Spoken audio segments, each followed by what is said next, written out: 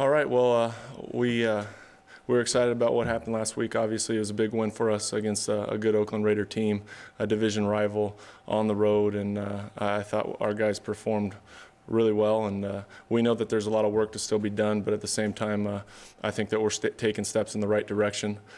I think everybody in there is excited about the opportunity this week that we have ahead of us on Monday Night Football in front of our home crowd, which is going to be exciting to say the least. And we'll be up for the challenge, and we're excited about the opportunity again.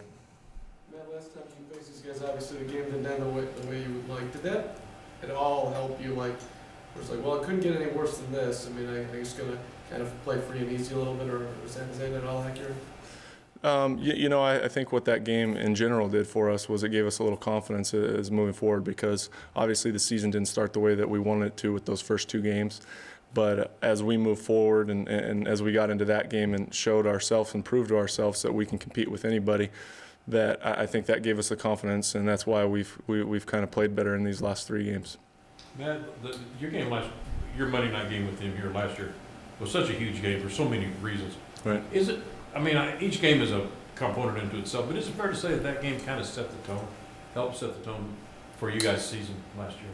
Oh, there's no doubt. I thought it was a great start to the year last year, and playing at home and the environment and the crowd, it was unbelievable. I've never seen Arrowhead like it. So, but to get a victory against a division rival, like I said, last year was great.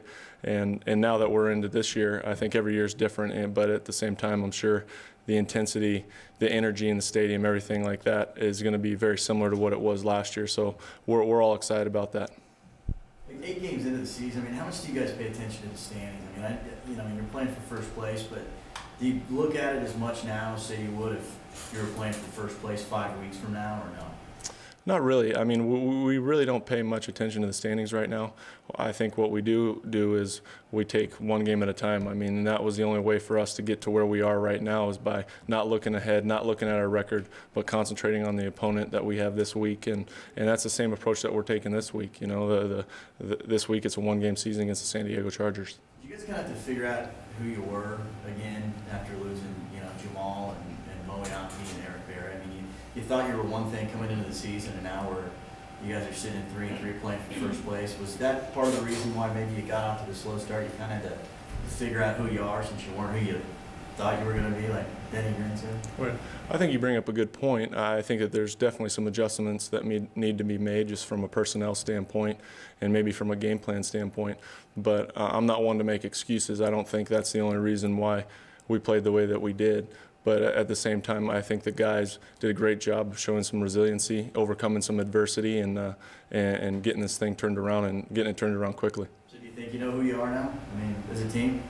I think that we're growing each and every week, and I think the big thing for us and the main thing has been that we've shown improvement each and every week. And from one week to the next, I think our identity is becoming a little bit more and more sound and a little bit more and more staple to what we want to be doing. When the start is so severe as it was this year, right, we're always, in the media, we're searching for the turning points, the Y in the road, the fork in the road. Isn't it more likely that the thing changed because of 1,000 little moments every week, where a conversation, extra tape, extra effort in the weight room, just things that combined to make a difference? Well, there's no doubt. I mean, you probably hit the nail on the head with that one. That it was a combination of so many different things that finally came together for us. And there's no doubt also that those guys have been working hard, and that we all have, that we've been putting in extra time. And this is a dedicated team and a group of guys that want to be successful and want to win and want to have great success. So with that and the combination of us just adjusting and doing a number of different things from a fundamental standpoint, I think that definitely helped us. To have a team that does the extra work, you got whatever 60 bodies in there, so everybody's not going to be the same. Mm-hmm. But has this team reached a point where guys like you and other leaders, where you see somebody's not, you grab them and say, "Come along, you're coming with us"? I think that's the approach that we're trying to get to, and I think that's the approach that the leaders on this team would like to have happen, is that if you come here and if you're part of this group, then you have to buy into the environment that we've created. And I think from the coaches, from the front office guys to the players here, we all want to be successful. And so I think anybody that's new that comes into this environment understand that and see that. Man, I know that it kind of along those same lines. I know as a quarterback, you can appreciate a good cornerback. Right. Brandon Carr, Brandon Flowers, Right. coaches tell us, like since their rookie year, have been the two of them often get together, go over film, study stuff. That would set a good example for young players, I would think. It would be something that you would appreciate, their dedication.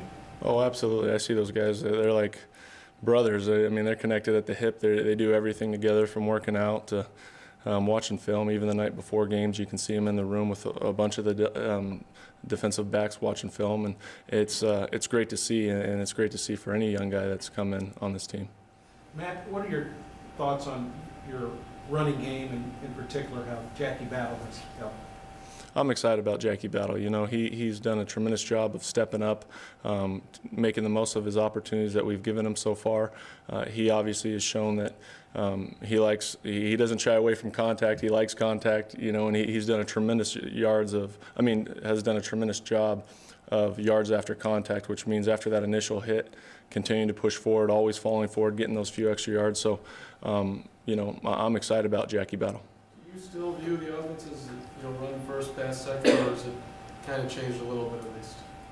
Well, I think the offensive coaches have done a good job of taking advantage of what the defense has given us, and sometimes it's run first, and sometimes it's been pass first. Did you feel like it was a good week last week because it wasn't the best offensive week in the world, and it still was an easy win, and maybe, it's a good week to have an off week? Right.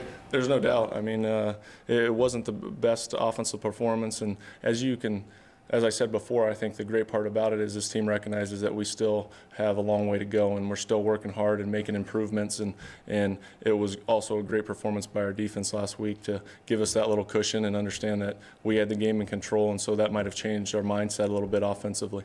It seemed like your offensive line was giving you more time last week. You'd be able to stand back, but that's got to be a nice development. You see that? They're getting a little more comfortable and giving you more time? Absolutely. Watching the film, you definitely recognize that the offensive line did a tremendous job against a very, very good defensive line in Oakland, and those guys continue to get better as well, just like the rest of this team.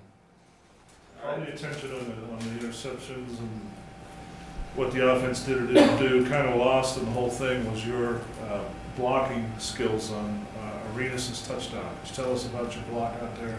A block? Is that what you guys are calling that? A block? Whatever you want to call it. I was surprised that somebody actually ran out there with me, and all I did was take a few steps and run the opposite direction. The guy followed me. I was like, this is great. That's the best block I've ever had. And Arenas did a great job of running through that hole. So, what's the chatter you get back? I mean, you're running out there, and obviously the other side goes, holy shit, what is this? I mean, what do you hear as you're running out there? I think a lot of times I see fear, in my opponent. No, I'm just kidding. When I run out there, I think most of them just make their adjustment and they don't say much to me. If they do, then I know pretty much I better defend myself. Matt, do you know as a team, if you guys are aware, Coach Haley and the beard and not going to shave until you guys lose and all that, what are your thoughts on that?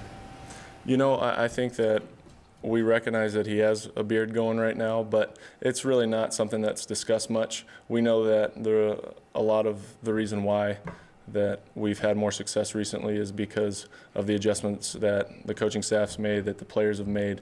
And so I don't know what his superstitions exactly are, but I think that has something to do with it.